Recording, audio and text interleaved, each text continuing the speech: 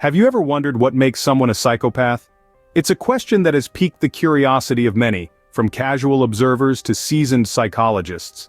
Psychopathy, you see, is not just a term tossed around in pop culture or crime dramas. It's a complex and multifaceted psychological condition shrouded in mystery and often misunderstood.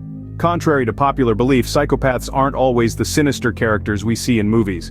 They don't necessarily lurk in dark alleys or plot diabolical schemes. In fact, they could be individuals you encounter in your everyday life, blending seamlessly within society. The misconceptions about psychopathy are vast, often fueled by sensationalized media portrayals that paint a one-dimensional picture. But what if we told you that the reality is far more nuanced? That psychopathy is not simply about being evil, but rather a profound disconnect from empathy and remorse. Intriguing, isn't it? Let's delve deeper into the mind of a psychopath and unravel the mystery surrounding this intriguing subject. Psychopathy is not as black and white as it may seem. For decades, psychologists have sought to understand this complex condition, and one of the most useful tools in their arsenal is the Hare Psychopathy Checklist. Developed by Canadian psychologist Robert D. Hare, this checklist is a diagnostic tool that rates a person's psychopathic or antisocial tendencies. Now you might be wondering, what exactly are we looking for on this checklist? What traits might suggest psychopathy? Well, the answers are as intriguing as they are chilling. One of the key traits on the checklist is a lack of empathy. This isn't just about not understanding how someone else might be feeling. It's a deep-seated inability to connect with others on an emotional level. It's a void where empathy should be, replaced with cold calculation and an unsettling detachment from the emotional reality of others. Another critical trait is manipulation. Psychopaths are often master manipulators, able to charm and deceive with an ease that can leave their victims reeling. They use their charisma and cunning to control others, often to their own benefit, and without any regard for the damage they may cause. And then there's egocentricity. Psychopaths have an inflated sense of self-importance, a grandiose self-perception that they are superior, unique, or exceptional. This self-centered worldview fuels their disregard for others and their willingness to exploit them without remorse. But here's the thing. These traits alone don't make a person a psychopath. Someone might lack empathy but not be manipulative. Another might be self-centered but not lack empathy. And still another might be manipulative but not egocentric. It's not about ticking off individual traits on a list, but rather looking at the whole picture. Psychopathy is a complex tapestry of interwoven traits and behaviors, and it's this combination that paints the full picture. It's about how these traits interact, how they're expressed, and how they impact the person and those around them. So remember, but these traits alone don't make a person a psychopath. It's a combination of these factors and more. One of the most infamous psychopaths in history is Ted Bundy. This seemingly ordinary man, well-educated and charming, was able to hide a dark secret for years.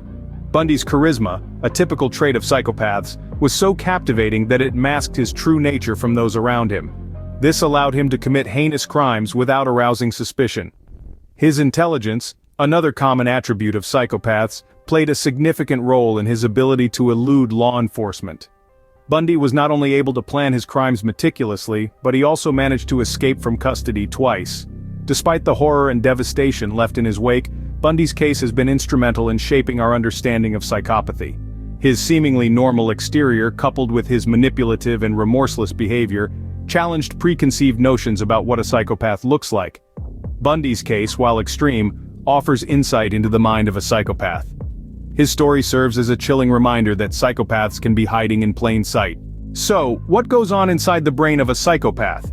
This question has intrigued scientists for decades, leading to a plethora of research aimed at uncovering the neurobiological underpinnings of psychopathy. And while we are far from a complete understanding, some fascinating patterns have begun to emerge.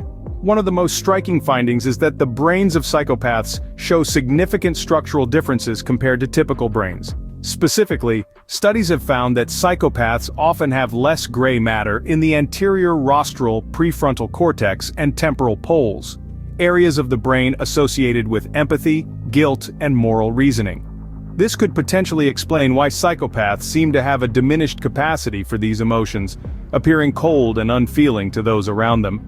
In addition, research has highlighted abnormalities in the amygdala, a small almond-shaped structure deep within the brain that's crucial for processing fear and emotion. Psychopaths often have a smaller and less active amygdala. This could potentially explain their fearlessness and their difficulties in recognizing and responding to the emotions of others. But it's not just about structure. Functional differences also play a part. When most of us see images of violence or suffering, our brains light up in areas associated with distress and empathy. In psychopaths, these areas remain eerily quiet. Their brains simply don't respond to emotional stimuli in the same way ours do. It's important to note, however, that these findings don't necessarily mean that all psychopaths have the same brain abnormalities. Psychopathy is a complex disorder, and it's likely that different psychopaths may have different neurobiological profiles. Moreover, these findings don't tell us whether these brain differences cause psychopathy or whether they are the result of it. While science has provided some answers, the psychopath's mind still largely remains a mystery.